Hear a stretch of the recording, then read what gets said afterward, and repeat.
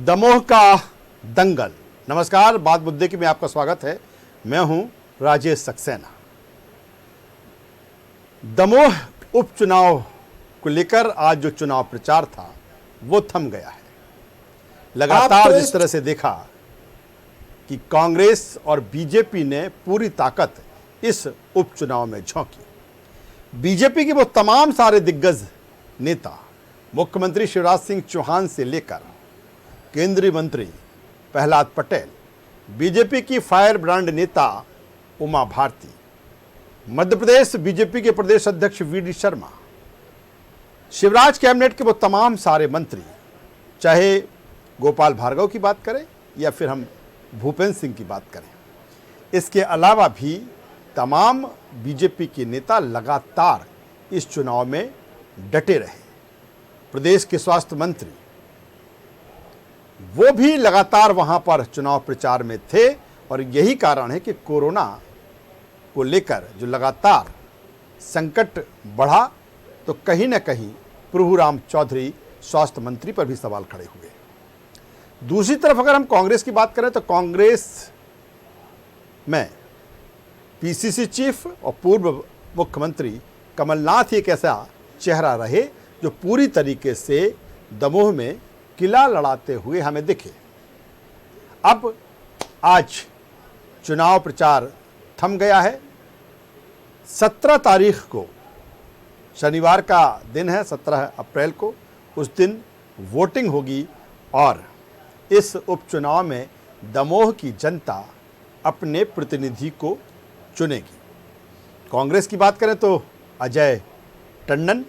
हालांकि कोरोना को लेकर तमाम सवाल इस उपचुनाव पर भी खड़े हुए और आप देखिए ना कि कांग्रेस के प्रत्याशी अजय टंडन कोरोना पॉजिटिव हो गए।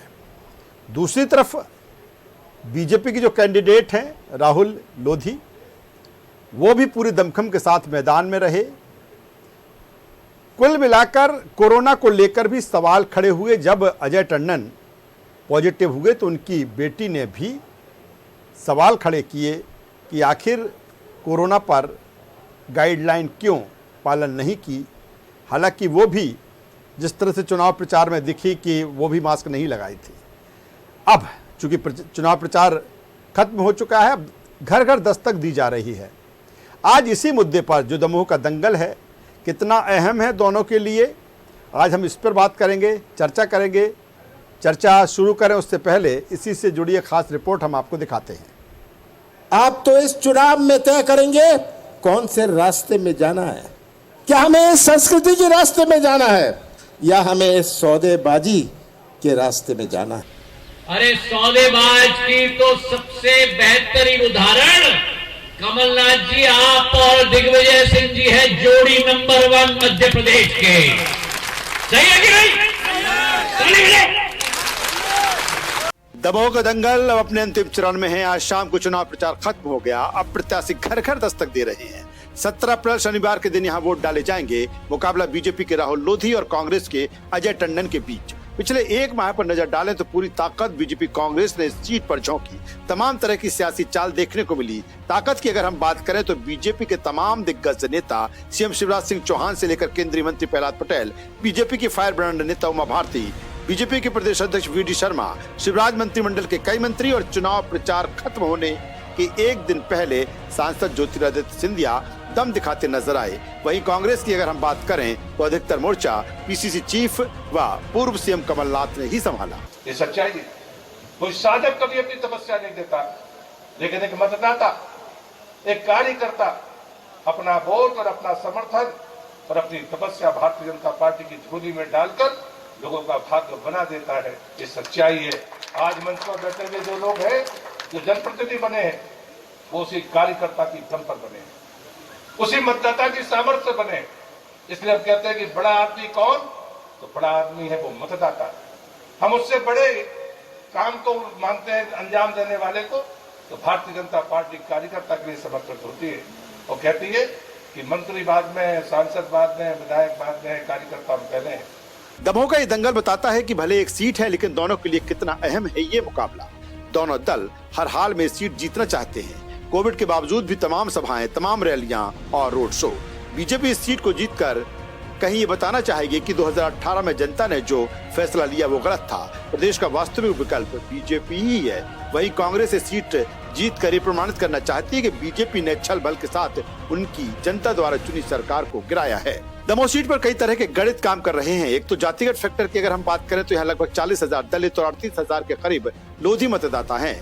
राहुल लोधी वर्ग से आते हैं। दूसरी तरफ इस सीट पर पकड़ रखने वाले केंद्रीय मंत्री प्रहलाद पटेल और बीजेपी की फायर ब्रांड नेता उमा भारती ने पूरी ताकत झोंकी है। राहुल लोधी दोनों के करीबी माने जाते हैं। हालांकि यहाँ दिग्गज नेता और कई बार यहाँ से विधायक रहे, साथ ही मंत्री भी रहे जयंत मलैया पहले नाराज दिखे, लेकिन पार्टी ने उन्हें समय रहते मना लिया, ऐसा माना जा रहा है।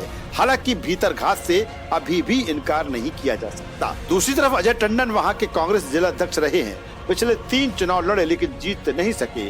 कोरोना संक्रमण के बीच हो रहे सिलेक्शन में जनता किसका सिलेक्शन करती है, ये तो 17 को वोटिंग और 2 मई को आने वाले परिणाम ही तय करेंगे। News world desk. तो दमोह का दंगल और अब सब कुछ दमोह के मतदाता के ऊपर, क्योंकि चुनाव प्रचार जो घमासान था वो थम चुका है और अब जनता निर्णायक भूमिका में रहेगी। 17 तारीख को वोट डाले जाएंगे। चर्चा शुरू करते हैं। चर्चा शुरू करें उससे पहले 2 मेहमान हमारे साथ जुड़ रहे हैं। वरिष्ठ पत्रकार चेतन भट्ट साहब हमसे जुड़ रहे हैं फोन लाइन पर। चेतन जी, मैं आपका स्वागत करता हूं। नमस्कार। और बीजेपी के वरिष्ठ नेता प्रवक्ता धैर्यवर्धन शर्मा साहब, धैर्यवर्धन जी आपका भी स्वागत है। नमस्ते सक्सेना साहब। बिल्कुल। चेतन भट्ट साहब के पास में सबसे पहले इसलिए मैं आता हूं कि चेतन भट्ट साहब काफी बेहतर तरीके से दमोह की नब्ज समझ सकते हैं, क्योंकि बिल्कुल वो बगल के शहर जबलपुर से आते हैं। चेतन जी, अब सब कुछ जो घमासान था वो थम चुका है।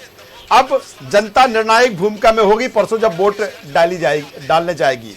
कुल मिलाकर देखा जाए कि अब क्या आपको लग रहा है कि चूंकि जिस तरह का चुनाव प्रचार हुआ, जिस तरह से आरोप प्रत्यारोप हुए, हमने अभी पीसीसी चीफ और पूर्व मुख्यमंत्री कमलनाथ को भी सुना और ज्योतिरादित्य सिंधिया भी वहां पर पहुंचे थे। अभी भी वो जो कसक है, जब सरकार गिरी थी बीजेपी कांग्रेस अपने तरफ से ले रही है, कमलनाथ अपने तरफ से ले रहे हैं, और दूसरी तरफ अगर हम बात करें बीजेपी नेता अब ज्योतिरादित्य सिंधिया की, तो वो अपने तरफ से।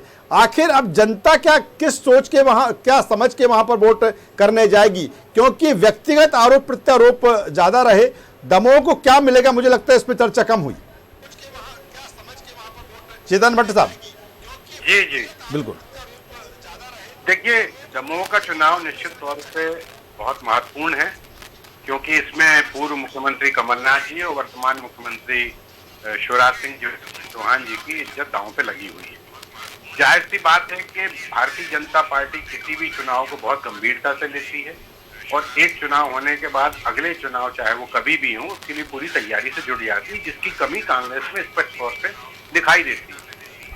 बीजेपी ने अपने तमाम योद्धाओं को इस चुनाव प्रचार में उतारा, चाहे वो मुख्यमंत्री हों या उमा भारती हों, प्रहलाद सिंह पटेल हों, जितने भी बड़े बड़े नेता थे उनको सबको उन्होंने, वी.डी. शर्मा थे, उनको सबको उन्होंने अपने चुनाव प्रचार में उतारा।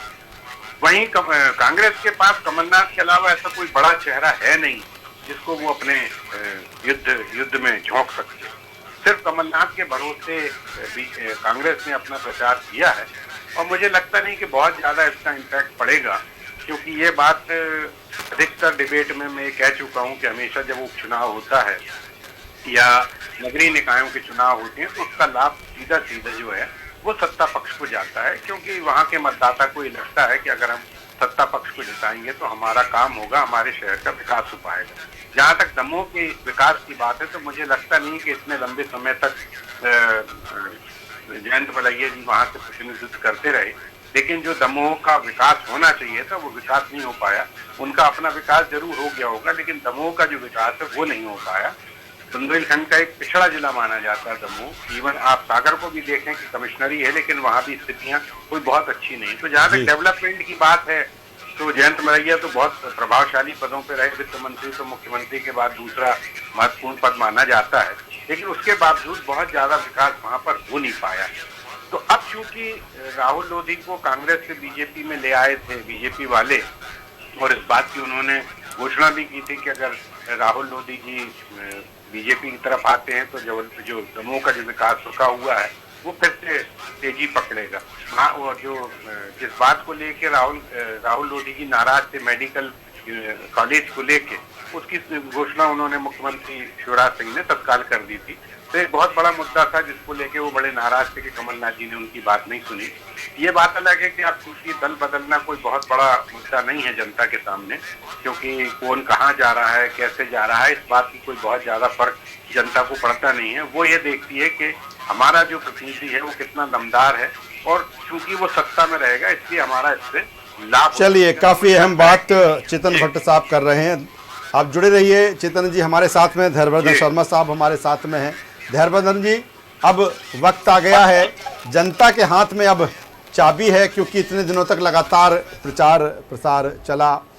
क्या कितने कॉन्फिडेंट अब बीजेपी और जिस तरह से चुनाव लड़ा जा रहा है, दोनों ही, चाहे हम बीजेपी की बात करें, आपकी पार्टी की, या फिर हम कांग्रेस की बात करें, कहीं ना कहीं एक प्रतिष्ठा की ये सीट बन गई है? देखिए, मैं हमेशा कहता हूं कि मध्य प्रदेश में चुनाव चुनौतीपूर्ण ही होते हैं जी। मोटे तौर पर यहाँ द्विदलीय व्यवस्था है जी। कांग्रेस और भारतीय जनता पार्टी लगभग बराबर का मत प्रतिशत हासिल करते हैं जी। कभी 1-2% से सरकार बनती है तो कभी मतांतर 5-6% तक भी पहुंच जाता है। इसलिए हम हमेशा से चुनाव को चुनौतीपूर्ण मानते हैं और उतनी ही गंभीरता से लेते भी हैं। इसलिए आपने देखा होगा कि हम एक एक बूथ पर अपनी तैयारी करते हैं, पेज प्रमुख, पन्ना प्रमुख भी बनाते हैं। मंडल की जो हमारी टीम है, सेक्टर की हमारी टीम है, जो हमारे शक्ति केंद्र हैं, ग्राम केंद्र हैं, वहाँ की जो यूनिट है, वो सब मिलकर के इलाके की समीक्षा करती है। इलाके की आवश्यकता के अनुसार प्रचार का रूप क्या होना चाहिए और किन किन लोगों से क्या क्या संवाद होना चाहिए, वह सब निरंतर करते हैं। इसलिए हम आश्वस्त हैं कि भारतीय जनता पार्टी बचे हुए समय में भी तो उसको और मजबूत करेगी और सुनिश्चित तौर पर दमोह भारतीय जनता पार्टी के पाले में आएगा ही, क्योंकि लोग हमेशा से भारतीय जनता पार्टी का समर्थन करते रहे। अब सरकार के साथ प्रत्याशी को बनाना इलाके के विकास के लिए भी समाज का एक बड़ा तबका आवश्यक मानता है। इसलिए मैं आशा करता हूं कि भारतीय बिल्कुल बिल्कुल। और धैर्यवर्धन शर्मा साहब, आप वही बात कर रहे हैं जो बीजेपी कहती है कि वो तो हमेशा चुनाव के मोड में रहती है, लगातार उसकी तैयारी चुनाव को लेकर होती है, कभी भी कोई चुनाव आ जाए। लेकिन अगर दमोह की सीट की हम बात करें धैर्यवर्धन शर्मा साहब, वो तमाम दिग्गज आपको उतारना पड़े लगातार एक के बाद एक, चाहे वो केंद्रीय मंत्री हम प्रहलाद सिंह पटेल की बात कर लें या हम अन्य मंत्रियों की बात कर लें, उमा भारती, मध्य प्रदेश के मुख्यमंत्री शिवराज सिंह चौहान, आखिर इतने लोग क्यों उतार? जब तैयारियां बेहतर रहती हैं तो इतने लोग फिर वहां पर जाकर जब चुनाव प्रचार कर रहे हैं तो कहीं ना कहीं किसी तरह की शंका सुबह बीजेपी को थी। देखिए, टीम की मजबूती चुनाव में और परिणाम देने में बड़ी महत्वपूर्ण होती है। किसने रोका है कांग्रेस को कि वो अपने दिग्गजों को ना उतारे? कांग्रेस में जब दिग्गज बचे ही नहीं है तो वो कैसे उतारेंगे? अब भारतीय जनता पार्टी के पास तो बड़ी श्रृंखला है, बड़ी तादाद में प्रभावशाली नेता है और एक से बढ़कर एक लोकप्रियता के शिखर पर पहुंचे हुए लोग हैं। उस क्षेत्र में मध्य प्रदेश के वर्तमान मुख्यमंत्री जी डेरा डाले हुए हैं। भारतीय जनता पार्टी के प्रदेश अध्यक्ष कोई कसर नहीं छोड़ रहे हैं, पहले दिन से वही है। तो पूर्व मुख्यमंत्री उमा दीदी वहां पर हैं, प्रहलाद पटेल जी वहां पर हैं, चुनाव के प्रभारी गोपाल भार्गव जी वहां पर हैं, वही मैं कह रहा हूँ, सागर संभाग के लोकप्रिय नेता भूपेंद्र वही जी वहां पर हैं। धैर्यवर्धन शर्मा साहब कह रहा हूँ, लंबी टीम है बीजेपी की वहां। चलिए, मैं दोबारा आपके पास में आता हूं, इसी सवाल को मैं आगे बढ़ा लेता हूं। चेतन भट्ट साहब हमारे साथ में है।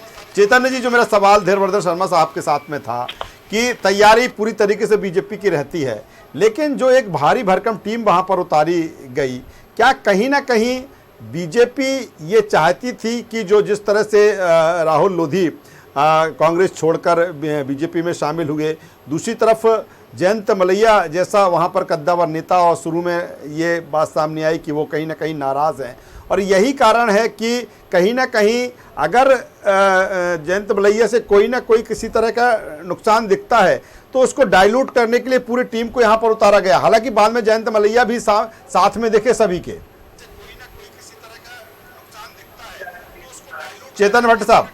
जी जी जी नहीं, देखिए ये बात तो सही है कि जब चुनाव होता है तो किसी भी पॉलिटिकल पार्टी को अपनी पूरी ताकत झोंकना पड़ता है। जी बीजेपी कहीं से चूक नहीं होने देना चाहती। ये बीजेपी की खासियत है, जैसे मैंने पहले भी कहा कि बीजेपी कहीं भी किसी भी चुनाव को कमजोर समझ के नहीं मानती कि अगर ये तो हम जीत ही जाएंगे। दूसरी बात जो धैर्यवंदन शर्मा जी ने कही कि हमारे पास बहुत से चेहरे हैं, इसमें बिल्कुल सही बात उन्होंने कही कि कांग्रेस के पास चूंकि चेहरे नहीं है वो किसको उतारेंगे भाई। एकमात्र कमलनाथ एक ऐसा चेहरा है, अजय सिंह का कोई दूर दूर तक पता नहीं है। कुछ ऐसे छुत्रप हैं, दिग्विजय सिंह ने पहले ही एक बार उनका भी एक वीडियो वायरल हो गया कि मैं कहीं जाता हूं तो वोट कट जाते हैं। तो ऐसी स्थिति में अब कमलनाथ ही पूरा मोर्चा संभाले हुए हैं, वही प्रदेश अध्यक्ष हैं, वही पूर्व मुख्यमंत्री हैं, वही सचेतक हैं। तो अब ऐसी स्थिति में उन्हीं के कंधों पे पूरा भार है। बीजेपी के पास चूंकि नेताओं की कमी नहीं है, बहुत बड़े बड़े नेता उनके पास हैं, इसलिए वो कभी भी इस तरह की चूक नहीं करना चाहती कि हम इसको बहुत साधारण रूप से ले रहे हैं। दूसरी बात जो आपने जयंत मलैया जी की कही, तो जयंत मलैया जी के मन में कहीं ना कहीं एक अंदर खाने के लिए बात तो है कि हम इतने लंबे समय तक यहाँ का रिप्रेजेंटेशन किया है और एक जो विरोधी जिससे हम हारे थे उसको आज हम उसी के लिए हमको प्रचार करना पड़ रहा है। उनके बेटे सिद्धार्थ जी का भी एक बयान आया था कि मैं पिताजी के कहने पर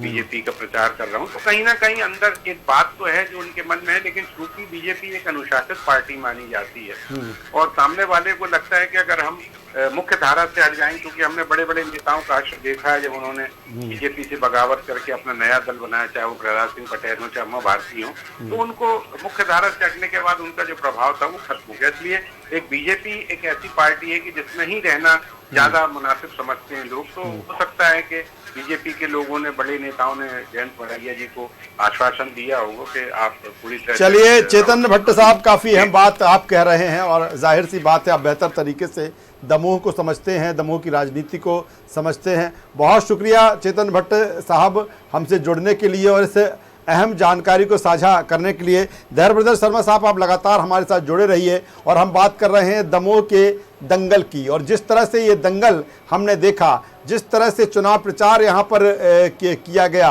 और तमाम सारे आरोप प्रत्यारोप भी दिखे, और कमलनाथ को मैं भी अभी सुन रहा था, पीसीसी चीफ कमलनाथ को, कि किस तरह से वो कह रहे हैं कि जनता को ये तय करना है कि उनको किसके साथ में जाना है।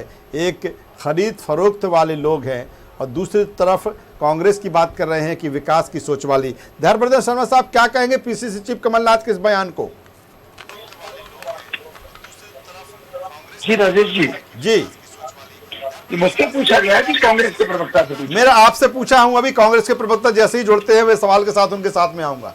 जी एक बार रिपीट करिए प्लीज। मेरा ये कहना है कि अभी पीसीसी चीफ कमलनाथ का जो बयान है उसमें अब चूंकि चुनाव प्रचार खत्म हो चुका है, उन्होंने वहां की जनता से कहा है कि अब जनता को तय करना है कि खरीद फरोख्त वालों के साथ जाना है आपको, या फिर जो विकास की सोच रखते हैं यानी कांग्रेस, उनके साथ जाना है। अब कमलनाथ जी की स्थिति ऐसी हो गई है कि मैच के अंतिम ओवर खेलने से पहले ही माथा पकड़ के रोने के लिए बैठ जाओ। मुझे लग रहा है कांग्रेस को तो किराए पर रुदाली का इंतजाम भी कर लेना चाहिए, अगर उससे ही वोट मिलते हैं तो।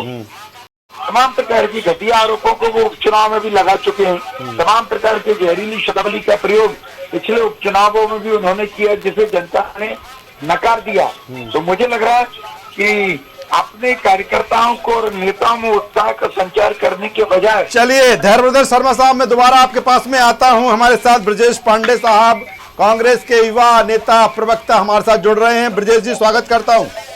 धन्यवाद सर। राजेश जी, बहुत बहुत धन्यवाद आपका। तो इंजीनियर ब्रजेश पांडे साहब, सवाल मेरा यही कि अब चुनाव प्रचार दमोह में खत्म, अब जनता के हाथ में चाबी, और जिस तरह से ये भी सवाल हुआ, हालांकि आप अपने तरह से आप जवाब दीजिए, लेकिन मेरा जो सवाल था अभी थोड़ी देर पहले मैं जिक्र कर रहा था चेतन भट्ट जी से भी और धैर्यवर्धन शर्मा साहब के साथ भी। एक तरफ बीजेपी की वो तमाम लंबी टीम, दूसरी तरफ सारा दारो मदार पीसीसी चीफ पूर्व सीएम कमलनाथ के ऊपर। आखिर लंबी टीम दिखी क्यों नहीं ब्रजेश जी इस चुनाव में आपकी? देखिए राजेश जी, भारतीय जनता पार्टी के मेरे काबिल मित्र कुछ भी तर्क और तथ्य रखें, लेकिन वास्तविकता ये है जिससे ये रूबरू होते हैं और अंतरात्मा से जानते हैं। बिल्कुल इसी तरह जैसे हल्दी घाटी का युद्ध अकबर को जब जब याद आता था, कहते हैं अकबर महलों में सोते सोते जग जाता था। हमारे यहाँ इस पूरे चुनाव की कमान मध्य प्रदेश के लोकप्रिय अध्यक्ष, प्रदेश के पूर्व मुख्यमंत्री माननीय कमलनाथ जी ने संभाल रखी थी। एक इसी तरीके से कमलनाथ जी ने अपनी पूरी चुनावी रणनीति तय किया था और मैं समझता हूँ ये चुनाव कांग्रेस पार्टी ने इस तरह का चुनाव लड़ा है जिस चुनाव के अंदर 2 दिन बाद जब वोटिंग पड़ेगी तब जनता को पता चलेगा कि कांग्रेस के पक्ष में, हमारे प्रत्याशी अजय टंडन के पक्ष में जो बेचारे कोरोना पॉजिटिव हो गए हैं, जनता का वोट सिर्फ और सिर्फ कांग्रेस को जाएगा। उसके पीछे के कारण सबसे बड़ी बात यह है, आप एक बात समझिए, कमलनाथ जी मुख्यमंत्री थे। कमलनाथ जी के कार्यकाल में, ये मैं नहीं कह रहा हूँ, ये ऑफिशियल रिकॉर्ड कह रहा है वल्लभ भवन का, कमलनाथ जी के कार्यकाल में सिर्फ 1200 ट्रांसफर हुए और शिवराज सिंह जी सिर्फ 1 साल मुख्यमंत्री रहे, उनके कार्यकाल में 6000 ट्रांसफर हो गए। यानी इनके समय कोरोना को छोड़ करके ट्रांसफर, प्रमोशन, दलाली का अड्डा बना दिया गया वल्लभ भवन को। मैं समझता हूँ ये लोकतंत्र की शिक्षा के लिए बहुत खतरनाक बात है। दूसरी बात राजेश जी, कि दमोह की जनता इस बात को नहीं भूलेगी कि गद्दारी किसने, गद्दारी करके जो आज भारतीय जनता पार्टी की गोद में बैठ गया है और भारतीय जनता पार्टी से चुनाव लड़ रहे हैं राहुल लोधी, इसको जनता कभी माफ नहीं करेगी। क्योंकि वहां के लोगों के अंदर एक मानसिकता है, वो ये जानते हैं कि हमने 5 साल का मैंडेट दिया था और ये राहुल लोधी जब लड़े थे तो कांग्रेस से लड़े थे। और जो परिवार, जयंत मलैया परिवार, अब आप सोचिए राजेश जी, जिसके लिए इनके पार्टी के वरिष्ठ नेता आकर के कहते हैं कि पूतना का परिवार, कौन वोट नहीं, लेकिन ब्रजेश जी, एक सवाल, मेरा एक छोटा सा सवाल मैं जोड़ देता हूं, आप अपनी बात फिर जारी रखना। लेकिन यही बात तो जब 28 सीटों पर चुनाव हुए थे तब भी कांग्रेस कहती थी, लेकिन आखिर क्या हुआ? बीजेपी तो ने मैदान मार लिया ना 19 सीटें लेके। देखिए, जिस तरह की बातें उस समय थी और जिस तरह से भारतीय जनता पार्टी ने सरकार बनाई थी, आप किसी वो चीज छुपा नहीं है। देश के प्रधानमंत्री जी ने, कांग्रेस पार्टी के सर्वोच्च नेता राहुल गांधी जी ने कोरोना की सेंसिटिविटी को लेकर के पूरे देश को आगाह किया था, लेकिन भारतीय जनता पार्टी को कुर्सी में बैठने की इतनी अधिक तृष्णा समाई थी कि उसने आओ देखा ना ताओ, लोकतंत्र की हत्या करके, कांग्रेस के गुट के पेट में छोरा भोग करके जनता की भावनाओं को कुचल करके अपनी सरकार बनाई। महत्वपूर्ण बात मैं आपसे ये कहना चाह रहा हूँ कि आज भारतीय जनता पार्टी को दमोह की जनता क्यों माफ करेगी? क्योंकि ये चुनाव लड़ा गया है। और उससे बड़ी बात जो मैं आपसे कहना चाह रहा था आदरणीय राजेश जी, कि केंद्रीय राज्य मंत्री प्रहलाद पटेल का ये कहना कि सिद्धार्थ मलैया के बारे में कि पूतना है, आप मुझको बताइए, सिद्धार्थ मलैया जयंत मलैया के बेटे हैं, जमीनी मैदानी नेता है, जिन्होंने कॉलेज की राजनीति से लेकर के अपना एक आभा मंडल तैयार किया है। आप उनको पूछना कहेंगे? जनता आपको वोट देगी? कम से कम शब्दावली का ध्यान रखना चाहिए था। दूसरी बात, बालाघाट, सिवनी, नरसिंहपुर से लेकर के छिंदवाड़ा, जबलपुर तक की राजनीति का जो राजनीतिक मूल्य बदले हैं, जनता ने देखा है। लेकिन क्या लेकिन ब्रजेश जी, जनता उसको सड़क, बिजली, पानी, विकास, रोजगार, तमाम सारी चीजें चाहिए। लेकिन जिस तरह से आप बात कर रहे हैं, क्या कांग्रेस की ये बातें दमोह की जनता समझ पाई है इन चुनाव प्रचार के दौरान?